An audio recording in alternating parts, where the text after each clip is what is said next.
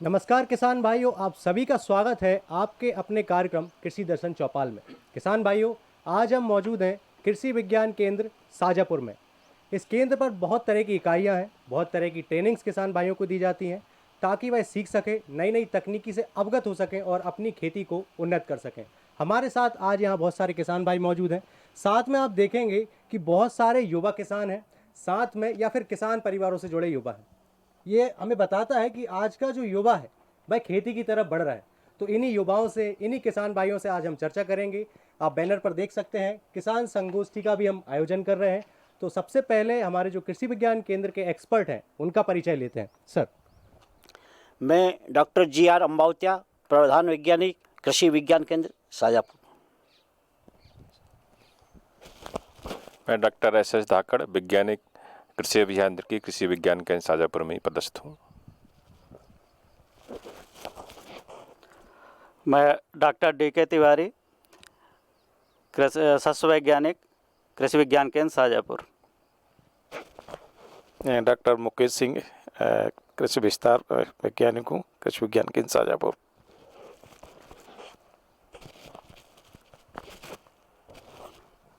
नमस्कार सभी को। मैं डॉक्टर गायत्री वर्मा, कृषि वैज्ञानिक, गृह विज्ञान विभाग, कृषि विज्ञान केंद्र शाजापुर में पदस्थ हूँ। नमस्कार, मैं गोपाल पंवार, एक भारतीय बहुराष्ट्रीय कंपनी पारिजात से हूँ और मैं भोपाल में पदस्थ हूँ, जो कि मध्य प्रदेश में जितनी भी फसलें होती हैं उनके अंतर्गत जो भी दवाइयों और खाद इनकी जानकारी मैं पारिजात में देता हूँ। नमस्कार किसान भाइयों, मेरा नाम मान सिंह सिसोदिया है और मैं पारिजात कंपनी में एज ए जोनल मैनेजर काम करता हूं और मध्य प्रदेश पूरा देखता हूं। इसमें पारिजात जो कि एक बहुअंतर्राष्ट्रीय कंपनी है, इसमें हम लोग किसान को उसकी फसल की शुरुआत से लेकर तो आखिरी तक जो भी समस्याएं आते हैं उसके समाधान के लिए हम लोग काम करते हैं। धन्यवाद। किसान भाइयों, एक्सपर्ट से हमारा परिचय हो चुका है। अब हम जानेंगे कि हमारे किसान भाई किस तरह से यहाँ पर खेती कर रहे हैं। आसपास के क्षेत्रों से, ग्रामीण इलाकों से हमारे किसान भाई और युवा किसान आए हैं। साथ में उनके क्या प्रश्न हैं उस सब के बारे में हम चर्चा करेंगे। सबसे पहले हम जानना चाहेंगे सर आपसे, अपना नाम बताइए, साथ में आप कहाँ से हैं, कौन से गांव से हैं और किस तरह से आप खेती करते हैं। छपेड़ा से, और पदमलाल मालवीय नाम है मेरा, और पानी की बहुत समस्या है साहब। तो डॉक्टर साहब, जैसा कि अभी हमारे किसान भाई ने बताया कि पानी की समस्या है, तो कैसे इस पानी की समस्या से निजात पाया जाए। किसान भाइयों, शाजापुर ज़िले में, पूरे मालवा के साथ साथ शाजापुर ज़िले में भी पानी की समस्या बनी हुई है। इसके लिए जैसे ही आपके खेत खाली होते हैं, हमको जल संरक्षण से संबंधित विभिन्न तरह की जो संरचनाएँ हैं वो अपने को बनानी पड़ेगी किसान भाइयों। इसमें सबसे पहले इम्पॉर्टेंट हो जाती है, जैसे हमारे यहाँ ज़्यादातर कुएँ और ट्यूबवेल से सिंचाई होती है, तो उसको लिए रिचार्ज करें। रिचार्ज की संरचना बनाने के लिए आप लोग कुएँ के आसपास और जो हमारा नलकूप है उसके आसपास आप संरचना बना लेंगे तो आपका रिचार्ज हो जाएगा, जिससे कि आपको बरसात के सीजन में पर्याप्त पानी ज़मीन के अंदर जाएगा। इस तरह आप मेड़बंधान बनाइए, खेत में गहरी जुताई करिए और जहाँ जहाँ आवश्यक है वहाँ पर जल संरक्षण के जो किसान भाइयों ने बहुत सारे तालाब बनाए हुए हैं वो आप लोग बना सकते हैं। जहाँ जहाँ पर पहाड़ी क्षेत्र है वहाँ पर ट्रेंच बनाइए, वो भी आप लोग बना सकते हैं, है ना।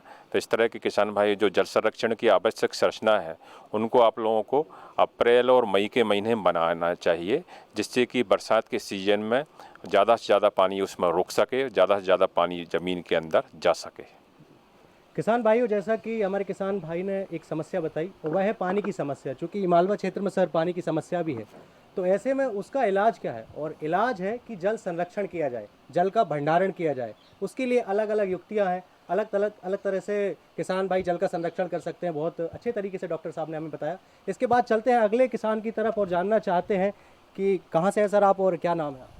मेरा नाम मगन सिंह, मैं छपेड़ा से हूँ। मैं ये पूछना चाहता हूँ कि एक देसी गाय से कैसे खेती की जाए, जीवामृत या इससे क्या लाभ है, मैं सर से प्रश्न पूछना चाहता हूँ। तो पशुपालन पर आप आधारित कृषि करते हैं। जी सर। ठीक है सर, जवाब दीजिए हमारे किसान भाई का कि कैसे वह और अच्छे से खेती कर सके। जी बहुत बढ़िया। हमारे किसान भाई ने बहुत अच्छा प्रश्न किया और ये अभी के वर्तमान समय में सबसे ज़्यादा हम लोग कृषि विज्ञान केंद्र के माध्यम से हम लोग फोकस कर रहे हैं। प्राकृतिक खेती इनका विषय है। पूछना चाह रहे हैं एक गाय से हम कैसे खेती कर सकते हैं, प्राकृतिक खेती। तो मैं बताना चाहूँगा कि केवल एक गाय ही हमारे 1 एकड़ के लिए खेती के लिए पर्याप्त है। अगर एक गाय दिन में 7 से 8 किलोग्राम गोबर देती है और 7 से 8 लीटर गौमूत्र देती है। तो हमारा एक ड्रम 200 लीटर का एक ड्रम लें, उसमें 180 लीटर पानी भरें और जो हमारा एक दिन का गाय का गोबर और गौमूत्र है, करीब उसमें 10 लीटर गौमूत्र और 10 किलोग्राम गोबर लगता है और उसके साथ 2 किलो गुड़, 2 किलो बेसन और 1 पाव मिट्टी, ऐसे हम 5 चीज़ों को एकत्रित करें और उसमें एक जो ड्रम हमने तैयार किया है 200 लीटर का, उसमें 180 लीटर पानी भर के उसमें अच्छी तरह से घोलें। और मिट्टी ऐसी जगह की होना चाहिए जहाँ पर कभी भी केमिकल का प्रयोग ना हुआ हो, या पीपल का पेड़ हो, बरगद का पेड़ हो, उसके नीचे की मिट्टी हो। तो इस तरह की जगह से मिट्टी लाएं, वो कल्चर का काम करेगी। और जो हम गौमूत्र, गोबर और गुड़ और बेसन दे रहे हैं वो हमारे उस जीवाणु के लिए भोजन का काम करेंगे। तो इस तरह से हम जीवाणु को पहले कल्चर बनाएंगे, जीवाणु को बनाएंगे उसमें, जिसका नाम है जीवामृत। और उसको आप एक ड्रम अगर आप बना लेते हैं तो 1 एकड़ के लिए पर्याप्त होता है। 8 से 10 पंप बनते हैं, उसको आप लगातार स्प्रे करें। और इस तरह अगर हम रोज़ अनुमान लगाएं कि रोज़ हम अगर एक ड्रम बनाते हैं तो 30 एकड़ तक खेती कर सकते हैं। तो हम एक गाय से ही 30 एकड़ तक जा सकते हैं। पर अगर आप इतना नहीं मेंटेन कर पा रहे हैं तो भी आप जो है 8-10 एकड़, आधा भी मान के चलें तो 8-10 एकड़ एक गाय से ही खेती कर सकते हैं। और इसमें सरकार का बहुत अच्छा फोकस है। और हमारे कृषि विज्ञान केंद्र में डॉक्टर जी आर अम्बावतिया सर के मार्गदर्शन में, जो हमारे केंद्र के प्रधान वैज्ञानिक एवं प्रमुख हैं, इनके मार्गदर्शन में हम लोग जो है प्राकृतिक खेती पर पूरी तरह से जागरूकता कार्यक्रम चला रहे हैं लगातार, और प्रशिक्षण दे रहे हैं हमारे युवाओं को, युवा किसानों को, हमारे किसान भाइयों को जो प्राकृतिक खेती करना चाहते हैं। और जो किसान भाई का प्रश्न था, शायद उनको उसकी जानकारी मिल गई होगी।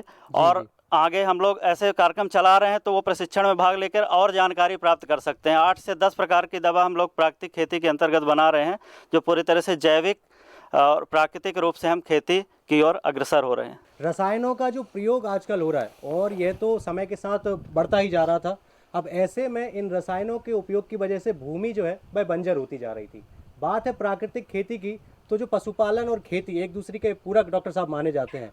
तो ऐसे में उन पशुओं का उपयोग यदि हम करें, गौमूत्र या गोबर की जो बात हुई, तो वह एक लागत भी कम करेगा डॉक्टर साहब।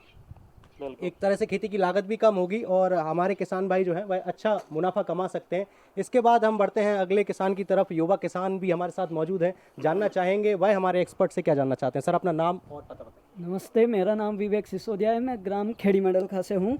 मैं सर से ये जानना चाहता हूँ कि प्राकृतिक खेती से बीज उपचार कैसे किया जा सकता है। बीज उपचार के ऊपर प्रश्न है सर, जानकारी दीजिए हमारे किसान भाई। बिल्कुल। तो हमारे किसान भाई का फिर से एक बार प्राकृतिक खेती का ही प्रश्न आया है, जो कि बीज उपचार कैसे करें। तो इसके लिए प्राकृतिक खेती में बीज उपचार के लिए एक दवा हम लोग बनाते हैं, बीजामृत जी। बीजामृत दवा को घर में ही बनाकर, घर के ही जो हमारी सामग्रियां हैं उससे आसानी से बना सकते हैं, जिससे आप जो है अपने प्राकृतिक खेती में या कोई भी बीज हो उसको बीज उपचार के लिए प्रयोग कर सकते हैं। तो उसके लिए 100 लीटर पानी में 5 लीटर गौमूत्र, 5 किलोग्राम गोबर, 100 ग्राम चूना बिना बुझा हुआ, इसका प्रयोग करें।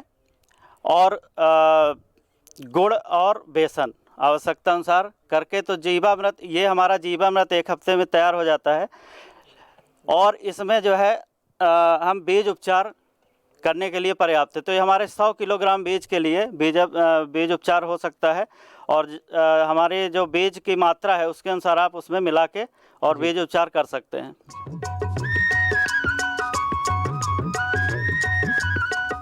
अरे सुन तो।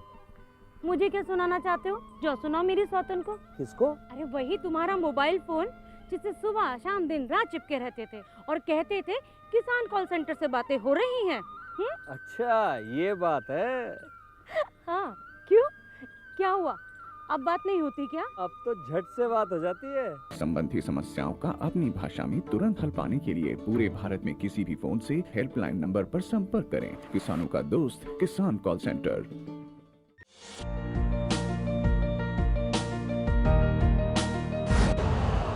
यूरिया का स्वदेशी उत्पादन 70 लाख टन बढ़ाने के लिए 6 उर्वरक संयंत्रों का उद्धार किया जा रहा है। FCIL के गोरखपुर, सिंदरी, तलचर और रामागुंडम संयंत्र, HFCL की बरौनी इकाई और BVFCL की नामरू फोर्थ। सोने पर सुहागा ये है कि देश में अब बनेगा सिर्फ नीम लेपित यूरिया, क्योंकि इससे होगा किसानों का फायदा ही फायदा। अनाज का उत्पादन 10% तक बढ़ेगा। बढ़ेगी 10 से 15% नाइट्रोजन क्षमता।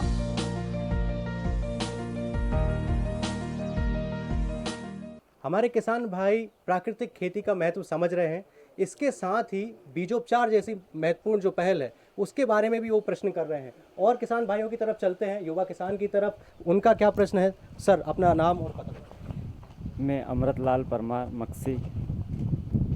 सर, मेरा प्रश्न ये है कि हरे चारे में नई वैरायटी कौन सी जिससे पशु ज़्यादा दूध दे सके? जी, तो पशुओं के भोजन को लेकर एक और प्रश्न है सर। नमस्कार किसान भाइयों। वास्तव में हमारे शाजापुर ज़िले में पशुओं की संख्या काफ़ी है और दुधारू पशुओं के लिए जब तक हरा चारा नहीं मिलेगा दूध का उत्पादन बढ़ नहीं पाएगा। तो हमारे किसान भाई का ये है कि कौन सी चारे की अच्छी किस्में हैं। वैसे चारे की बहुवर्षीय किस्में भी होती है, जातियाँ होती है, और कुछ चारा ऐसा होता है सीजनेबल होता है, ये एक सीज़न में कंप्लीट हो जाता है। हमारे शाजापुर ज़िले में बरसीम हमारे किसान भाई जानते हैं। बरसीम हरे चारे के हिसाब से उपयोग करें। बरसीम की भी एक से एक अच्छी किस्में झांसी अनुसंधान केंद्र से निकाली गई है। बरसीम के अलावा किसान भाई लूसन को भी आराम से हरे चारे के रूप में उपयोग कर सकते हैं। दूसरा, हमारे यहाँ थोड़ी सी पानी की दिक्कत है शाजापुर ज़िले में, तो कुछ हरा चारा ऐसा, कुछ जाति ऐसी है जैसे नेपियर ग्रास हमारे ज़िले में हो रही है। नेपियर ग्रास अगर एक बार आपने लगा ली तो वो हमको 5 साल तक बहुत अच्छा हरा चारे का उत्पादन देगी। तो हम कोशिश करें कि कुछ तो सीजन वाली फसलें लगाएं और कुछ ऐसी फसलें लगाएं जो बहुवर्षीय चलती रहे। एक बार लगा दो और हमें 3 से 4 वर्ष तक हरा चारा मिलता रहे।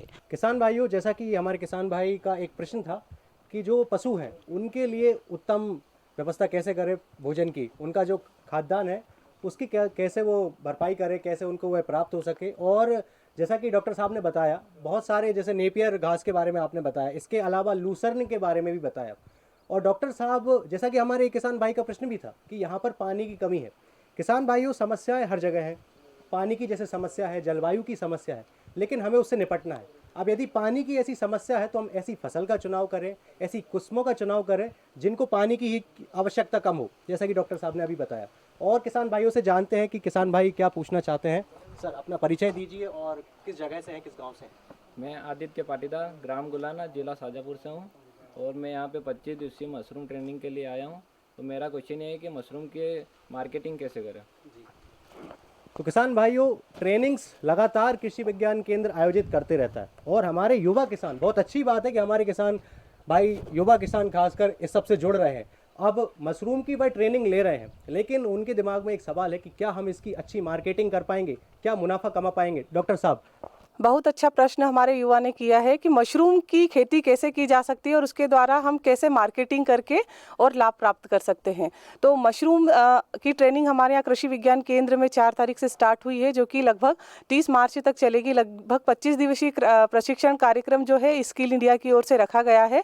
तो इसमें मशरूम के बारे में पूरी विस्तृत जानकारी के साथ साथ युवाओं को स्वरोजगार से जोड़ने के लिए और मार्केट से लिंकेज करने के लिए भी पूरी जानकारी दी जाएगी। उनका प्रश्न है कि हम मशरूम को कैसे उगा करके उसकी मार्केटिंग करें। तो बहुत बढ़िया प्रश्न है। मशरूम जो है वो बहुत अच्छी एक सब्जी के रूप में उपयोग किया जा सकता है और इसे अलग अलग जगहों पर अलग अलग नाम से जाना जाता है। कहीं पर इसे ढिंगरी मशरूम कहा जाता है, कहीं पर इसे कुकुरमुत्ता कहा जाता है। अलग अलग भाषाओं में इसे अलग अलग नामों से जाना जाता है। लेकिन हम जिस मशरूम की बात कर रहे हैं, वैज्ञानिकों द्वारा रिसर्च करके इसे प्रयोगशाला में इसके बीज तैयार किए जाते हैं जिसे स्पॉन कहा जाता है और उसी को हम तैयार करके बहुत ही कम लागत में इस्तेमाल करके हम अधिक मुनाफा प्राप्त कर सकते हैं। मशरूम क्योंकि अभी हमारे वर्तमान समय में हमारे ज़िले में फूड हैबिट में नहीं है, तो ज़्यादा से ज़्यादा जो हमारे किसान हैं वो चाहते हैं कि इसका प्रसंस्करण हो, तो हम इसी मशरूम को सुखा करके इसको ड्राई करके भी बेच सकते हैं। यही मशरूम जो ड्राई की हुई मशरूम रहती है, हम इसको सूर्य के प्रकाश में सुखा करके आसानी से 400 से 500 रुपये प्रति किलोग्राम की दर से बेचा जा सकता है। साथ ही साथ मशरूम के और भी कई सारे अन्य खाद्य पदार्थ तैयार किए जा सकते हैं, जैसे मशरूम का अचार है, मशरूम के पापड़ है, मशरूम की बड़ी है। इन सब चीज़ों को तैयार किया जा करके यदि उसको मार्केट में बेचा जाता है तो बहुत अच्छा लाभ प्राप्त किया जा सकता है, क्योंकि मशरूम जो है वो हमारे स्वास्थ्य के लिए काफ़ी फायदेमंद है और प्रोटीन का बहुत अच्छा स्रोत है। और वर्तमान समय में जो प्रोटीन की जो समस्या हमारे देश में विद्यमान है कुपोषण की, उसको दूर किए जाने में भी मशरूम जो है एक महत्वपूर्ण भूमिका अदा कर सकती है। और उसके साथ ही साथ इसको रोजगार का साधन बना करके हमारे युवा हैं वो ग्रामीण स्तर पे ही कृषि के साथ साथ में अतिरिक्त आय का साधन भी बना सकते हैं। तो किसान भाइयों, मशरूम की खेती है, नई तरह की खेती है। हमारे कृषि विज्ञान केंद्र ये जानकारी देते हैं कि कैसे वह खेती करना है। ट्रेनिंग्स लगातार जारी रहती हैं। साथ में यह भी बताते हैं कि किस तरह से मार्केटिंग की जाए, मार्केटिंग में किसान भाइयों को कोई समस्या ना आए ताकि उन्हें आर्थिक लाभ हो। इसके अलावा हमारे साथ और भी युवा किसान जुड़े हुए हैं। सर, अपना नाम बताइए, साथ में आप किस गाँव से हैं? सर, मेरा नाम बलराम शर्मा है, ग्राम कुड़ाना, जिला शाजापुर। सबसे पहले सभी किसान वैज्ञानिकों को मेरा नमस्कार। सर, हमारे द्वारा जैविक खेती की जाती है। 10 एकड़ में जैविक खेती होती है सर, बट साथ में रासायनिक खेती भी होती है। तो रासायनिक खेती करते हैं तो कीटनाशकों का जो हम प्रयोग करते हैं तो उस समय किस तरह की हम सावधानी रख सकते हैं सर? जी, कीटनाशकों के प्रयोग में क्या क्या सावधानियाँ हमारे किसान भाई रखें? सर, एक्सपर्ट हमारे साथ मौजूद है। जी नमस्कार। जैसा कि जो क्वेश्चन है कि सावधानियाँ क्या क्या रखना चाहिए, सावधानियाँ जब भी हम दवाई या पेस्टिसाइड उपयोग करते हैं तो बहुत सी सावधानियाँ हैं, लेकिन अगर मैं आपसे एक कम समय में 2-3 चीज़ें बताना चाहूँ तो जब भी आप उपयोग करें, हर दवाई के पीछे एक कलर होता है, ट्रायंगल में बना होता है, लाल, पीला, नीला और हरा। आप जितने भी हमारे किसान भाई हैं, मैं आपसे जब भी आप दवाई का चुनाव करें तो कोशिश करें कि उस दवाई के पीछे हरा कलर का निशान हो, क्योंकि ये हमारे जो मित्र कीट होते हैं फसलों में उनको नहीं मारती। साथ में जब आप उपयोग करें दवाई का, जब आप घोल बनाएं, किसी भी दवाई को उपयोग करने से पहले उसका घोल बनाना बहुत ही ज़रूरी है। जब आप उपयोग करते हैं, जब भी फसल में आप उपयोग करते हैं तो 3 से 4 प्रकार की दवाइयाँ आप उपयोग करते हैं एक साथ में, अलग अलग बीमारी के लिए, कीट के लिए और आपकी फसल के उत्पादन बढ़ाने के लिए। जब भी आप घोल बनाएं, यदि आप 3 दवाइयों का घोल बना रहे हैं तो 3 अलग अलग कंटेनर या बाल्टी में इसका घोल बनाएं। जितना ज़्यादा अच्छे तरीके से घोल बनेगा, उसके बाद आपका जो टैंक है जिससे आप स्प्रे करेंगे उसमें मिक्स करें। स्प्रे करने के पहले आप ये सावधानी ज़रूर रखें कि आप जो दवाई स्प्रे कर रहे हैं उस दवाई का घोल प्रॉपर बना हो। बाल्टी में से दवाई जब आप टैंक में डालेंगे उसको आप हिला के प्रॉपर डालें। और दवाई डालने के समय किसान के लिए सावधानी ये है कि साथ में जो भी मास्क है वो लगाएं, ग्लव्स पहने, हमारे हाथ के मोजे, चश्मे लगाएं। ये चीज़ों का उपयोग करें ताकि उस दवाई की यदि कोई साइड इफ़ेक्ट है तो वो हमारे शरीर पे ना जाए। दूसरी चीज़, जब भी आप दवाई का उपयोग कर रहे हैं तो किसी भी प्रकार की नशीली जैसे तंबाकू, सिगरेट, इनका सेवन ना करें। जब आप खाना खा रहे हैं तो सही तरीके से आपका हाथ साफ़ होना चाहिए, शरीर साफ़ होना चाहिए, जिससे कि वो केमिकल कहीं आपके हाथों के द्वारा शरीर में ना जाए। एक और दवाइयों के उपयोग करने में किसान भाइयों को बहुत ज़्यादा परेशानी होती है। वो ये समस्या को देखते हैं कि दवाई डालने के बाद शरीर में किसी प्रकार की जलन होती है। ये जलन होने के 2-3 कारण होते हैं। कुछ दवाइयाँ ऐसी होती है जो सिंथेटिक पायराथाइड ग्रुप की होती है, जो कि शरीर के जो बॉडी होती है, स्किन, उसमें अंदर चली जाती है आसानी से, जो जलन करती है। लेकिन आपने देखा होगा जलन तब करती है जब हमारे शरीर के अंदर पसीना आता है या हम घर जाके नहाते हैं। उस समय पे आपको ये ध्यान रखना है, कभी भी आप दवाई का उपयोग करने के बाद गर्म पानी से ना नहाएं, बहुत ही नॉर्मल वाटर, ठंडे पानी से नहाएं और ज़्यादा मात्रा में कोई भी साबुन या सर्फ का इस्तेमाल ना करें। गांव में एक और चलन होता है कि जब भी वो दवाई डाल के आता है तो हाथों को या तो मिट्टी से धोता है, शरीर में मिट्टी लगाएगा या वो पत्थर लगाएगा रगड़े कि जिससे दवाई पूरी निकल जाए। लेकिन उससे क्या होता है, जब भी आप शरीर में पत्थर लगाते हैं, घसते हैं और दवाई निकालना चाहते हैं, उससे वो दवाई और अंदर जाती है, क्योंकि हमारी जो स्किन है उसके ऊपर की लेयर में जब हम रगड़ करेंगे तो वो दवाई अंदर जाएगी। तो ये ना करें, आप ठंडे पानी से नहाएं और साथ में साबुन और इनका इस्तेमाल कम करें, सिर्फ हाथों पे करें, मुंह पे करें और आप आराम से रह सकते हैं। परिवर्तन तो एक नियम है और परंपरागत खेती में उतना मुनाफा नहीं हो रहा है और लागत ज़्यादा है, तो ऐसे में हमारे किसान भाइयों को नई खेती की तरफ बढ़ना ही होगा। इसके अलावा और हमारे साथ किसान भाई जुड़े हुए हैं, तो सर अपना परिचय और साथ में अपना प्रश्न आप क्या पूछना चाहेंगे? सर महेंद्र सिंह गुजर बोल रहा हूँ। सर ने मुझे बताया था मधुमक्खी के बारे में, मधुमक्खी पालन के बारे में, अच्छा काफ़ी समझ में भी आया, पर हम ऐसा चाहते कि एक बार वहाँ पे हमको ट्रेनिंग करा दी जाए, वहाँ पे ले जाके तो हम अच्छे से समझ सके उसको वो कर सकें। तो किसान भाइयों, मधुमक्खी पालन एक और नई प्रकार की खेती है और मधुमक्खियों का तो जो फसलों का परागण है उसमें भी बहुत योगदान रहता है। ऐसे में डॉक्टर साहब, जो हमारे किसान भाई जानना चाहते हैं उनका मार्गदर्शन कीजिए। बहुत बढ़िया प्रश्न अभी पूछा है हमारे किसान भाई ने। मधुमक्खी पालन हमारे शाजापुर ज़िले में इसकी बहुत संभावना है, क्योंकि इससे मिलती जुलती जो फसलें हैं, जैसे हमारे शाजापुर में सरसों की फसल है, धनिया की फसल है, या खरीफ में हम देखेंगे तो कई एक ऐसी फसलें हैं जिन पे मधुमक्खी पालन हमारे यहाँ शाजापुर ज़िले में बहुत सफलतापूर्वक किया जा सकता है। यदि किसी किसान के पास ज़मीन नहीं है, ऐसी स्थिति में भी बिना ज़मीन के भी हमारा किसान है वो इस कृषि से संबंधित जो उद्योग है वो मधुमक्खी पालन कर सकते हैं। इसके लिए हम अपने कृषि विज्ञान केंद्र में समय समय पर प्रशिक्षण देते रहते हैं। यदि कोई किसान फिर भी यदि कोई इंटरेस्ट लेके करता है तो हम उनको डेमो के रूप में कृषि विज्ञान केंद्र मुरैना में वहाँ पे जो प्रशिक्षण होते रहते हैं वहाँ का विजिट करा के भी हम उनको जागरूक कर सकते हैं। मधुमक्खी पालन एक इतना अच्छा है जो हमारी खेती से संबंधित है। जिस क्षेत्र में मधुमक्खी पालन होता है वहाँ का उत्पादन है 5 से 10% परागण के माध्यम से बढ़ जाता है। कुछ किसानों की इस प्रकार की मंशा रहती है या जिज्ञासा रहती है कि साहब मधुमक्खी पालन हम करेंगे या हम सफल नहीं हो पाते हैं। यदि मन से करेंगे तो उसमें कोई बड़ी समस्याएं नहीं है। मधुमक्खी पालन करने से शहद तो हमें मिलता ही मिलता है, उससे संबंधित कई एक प्रोडक्ट रहते हैं जैसे कि मोम हो गया, प्रोपेलिस हो गया, और भी कई एक चीज़ें हैं वो हम लोग कर सकते हैं। और इसमें कोई ज़मीन की ज़रूरत नहीं रहती है। हम जहाँ भी जगह हमें खाली दिखती है उसके बॉक्स बने हुए आते हैं जो कि उसमें पूरा कंप्लीट परिवार रहता है मधुमक्खियों का। वो हम कहीं भी ले जाके कहीं भी जहाँ फ्लोरा रहता है, अभी जैसे आम की फसल, आम की बाहर आ रही है, आम में फूल बहुत अच्छे आ रहे हैं। यदि हमारे किसी किसान ने मधुमक्खी पालन किया होता तो हम ये आम के फसल से भी हम लोग शहद है वो ले सकते हैं। इसमें हमें किसी भी प्रकार की बाहर की ज़्यादा लागत नहीं आती है और बहुत अच्छा सफलतापूर्वक हम लोग मधुमक्खी पालन अपने शाजापुर में कर सकते हैं। नमस्कार किसान भाइयों, खबरें खेती की में आपका स्वागत है। पहले नजर डालते हैं प्रमुख समाचार पर। पौध आधारित खाद्य अच्छा विकल्प, किसान क्रेडिट कार्ड अभियान, फसल नुकसान का होगा सर्वे, खेती में कर रहे विविधता किसान, कस्टम हायरिंग केंद्र योजना। कृषि एवं किसान कल्याण मंत्री श्री नरेंद्र सिंह तोमर ने कहा कि पौध आधारित खाद्य वक्त की जरूरतों का पूरा करने का अच्छा विकल्प है। उन्होंने कहा कि जो चुनौतियां कृषि के सामने आ रही हैं उनके मद्देनजर पौध आधारित आहार वैकल्पिक महत्वपूर्ण कदम है। श्री तोमर नई दिल्ली में आहार प्रदर्शनी के दौरान पौध आधारित युग के ऊषा काल विषय पर आयोजित सम्मेलन में बोल रहे थे। Plant based food industries association द्वारा आयोजित इस सम्मेलन में श्री तोमर ने कहा कि भविष्य में जरूरत पड़ने वाले विकल्पों को अगर हम अभी से तैयार कर लेंगे तो आने वाले समय में संकट का सामना नहीं करना पड़ेगा। केंद्रीय मंत्री ने कहा कि वर्तमान में भविष्य की चुनौतियों से हम अच्छी तरह से अवगत हैं। खाद्य सुरक्षा इन्हीं में से एक है। खाद्य सुरक्षा के साथ ही पोषक दृष्टि से भी विकल्प तैयार करना समय की जरूरत है। संयुक्त राष्ट्र ने वर्ष 2023 को अंतर्राष्ट्रीय मिलेट वर्ष घोषित किया है।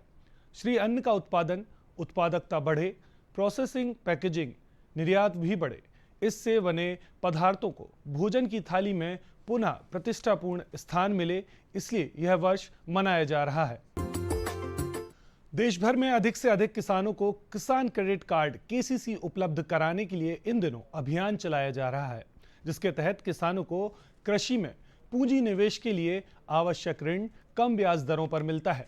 मध्य प्रदेश में सहकारी बैंक से किसानों को अल्पकालीन फसली ऋण 0% ब्याज दर पर दिया जाता है, जिसके चलते अधिक से अधिक किसान अपना किसान क्रेडिट कार्ड सहकारी बैंक के माध्यम से बनवा रहे हैं। यह जानकारी सहकारिता मंत्री डॉक्टर अरविंद सिंह भदौरिया ने विभागीय परामर्शदात्री समिति की बैठक में दी। उन्होंने बताया कि पिछले वर्षों में विभाग द्वारा किसानों को दिए जाने वाले 0% ब्याज दर पर फसल ऋण के वितरित में उल्लेखनीय वृद्धि हुई है।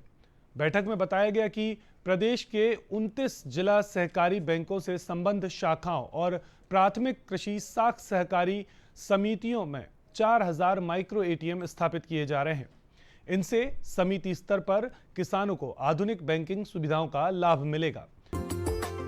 पिछले कुछ समय से प्रदेश में हो रही बेमौसम बरसात, आंधी, ओलों के कारण गेहूं, चना, सरसों एवं अन्य रबी फसलों को काफी नुकसान हुआ है। किसानों को हुए इस नुकसान की भरपाई के लिए सरकार ने फसल नुकसानी का सर्वे करने के लिए निर्देश दिए हैं। ऐसे किसान जिनकी फसलों का बीमा है, उन किसानों को प्रधानमंत्री फसल बीमा योजना के तहत फसल नुकसान की भरपाई की जाएगी। वहीं जो फसलें फसल बीमा योजना में शामिल नहीं हैं, उन्हें आरबीसी 6-4 में राहत राशि उपलब्ध कराई जाएगी। खेती किसानी में अब किसान परंपरागत खेती के साथ आधुनिक खेती को भी अपना रहे हैं। अलग अलग तरह फूल फल उगाकर किसान खूब लाभ भी कमा रहे हैं। ऐसे ही एक किसान हैं रतलाम जिले के विनोद धाकड़। विनोद धाकड़ ने परंपरागत खेती के साथ बागवानी फसलों को उगाकर क्षेत्र में मिसाल कायम की है। साथ ही भरपूर मुनाफा भी कमा रहे हैं। उनके बगीचे में उगे बेर एप्पल की मांग पूरे क्षेत्र में बनी हुई रहती है। बड़े बड़े खूबसूरत मिठास से भरपूर बेर एप्पल इंदौर के लोगों को खूब भाता है। इसके साथ ही विनोद जी के बगीचे में अमरूद की ताइबानी किस्म भी है, जो 1 साल के भीतर ही गुलाबी रसीले फल देने लगता है। खास बात यह है कि इसके पौधों की ऊंचाई भले ही कम हो, लेकिन फलों से लदा होता है। इस अमरूद की एक और खासियत है कि इन्हें बिना किसी खराबी के लंबे समय तक स्टोर करके रखा जा सकता है। किसान भाइयों, आज के लिए फिलहाल इतना ही। एक नए विषय के साथ दोबारा मुलाकात होगी। तब तक के लिए मुझे दीजिए आज्ञा। नमस्कार।